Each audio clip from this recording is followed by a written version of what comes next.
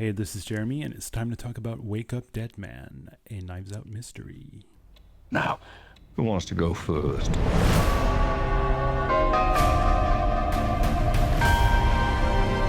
Okay, so I saw this movie last week there was the final movie that I saw at the FNC, Festival du Nouveau Cinéma, here in Montreal, and I completely forgot to make a video about it.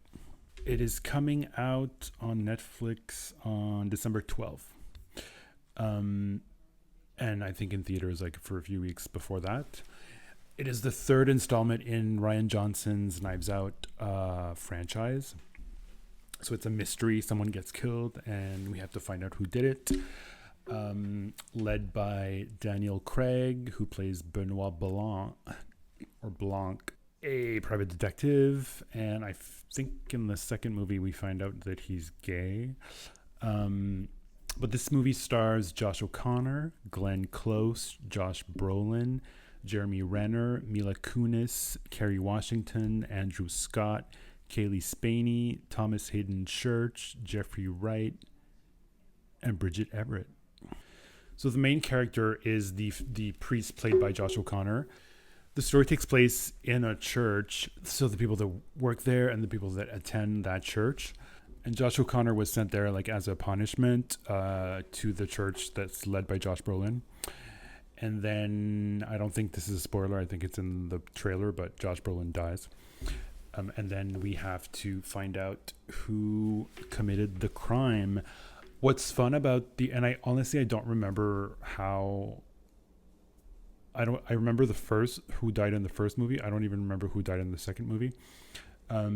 I don't know how it happened, but what's fun here is that we see the murder happen and we see that there was nobody else in that room. So it's kind of impossible to imagine who could have done it.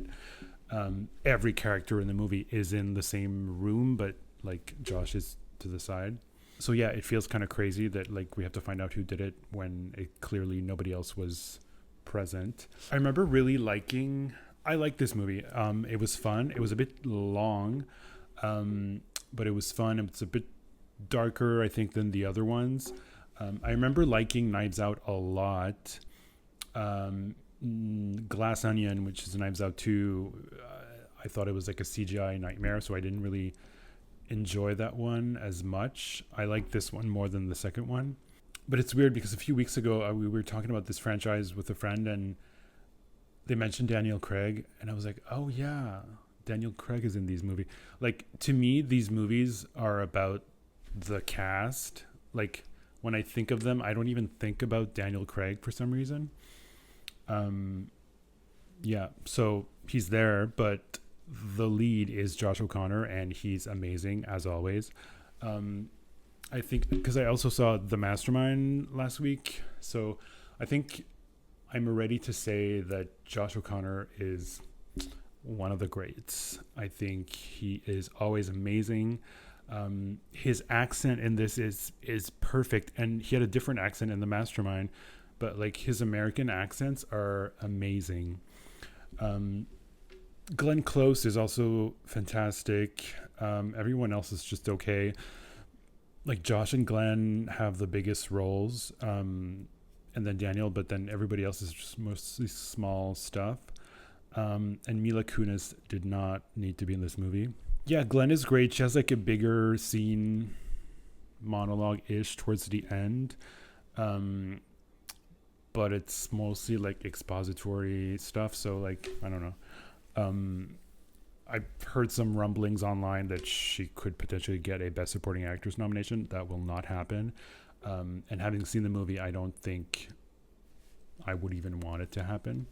I think what's fun about these films is that Rian Johnson kind of always sets them in a very different kind of environment and setting. And he explores different types of like mysteries, like different genres of mystery, kind of.